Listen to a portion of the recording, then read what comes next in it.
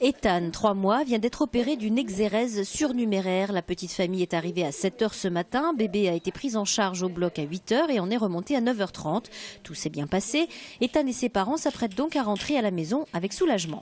C'est mieux que ce soit comme ça, hein, qu'on reste pas très longtemps, on vient le matin, on fait cette petite intervention et puis on rentre à la maison. Pourquoi c'est... Il retrouve son environnement, il est plus au calme.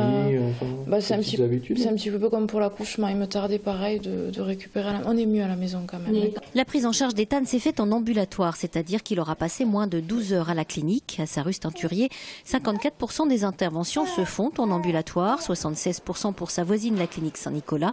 2 établissements plutôt leaders. La France, globalement, est en retard en matière de prise en charge des patients en ambulatoire. Une chirurgie qui nécessite, comme ici, une organisation bien spécifique. Ça nécessite une technicité qui est très importante, de manière à ce que les interventions se fassent rapidement, mais dans de très bonnes conditions de sécurité. Et toute la prise en charge autour est importante, et notamment le développement d'un bloc opératoire adapté à ce type de chirurgie. Ici, tout est plus rapide, des circuits de patients plus fluides, un dossier médical informatisé et réactif pour une opération du strabisme. Cette patiente, arrivée le matin, sortira un peu plus tard dans la journée. C'est aussi grâce au travail de l'anesthésiste. Aujourd'hui, on injecte des produits à durée d'action plus courte. Le réveil est donc plus facile. Le nombre d'interventions chirurgicales ayant beaucoup augmenté ces dernières années, la chirurgie ambulatoire est l'une des réponses au problème de la durée d'hospitalisation. À la clinique Sarrus-Teinturier, en pédiatrie, une même chambre peut accueillir jusqu'à 3 petits patients différents dans une même journée.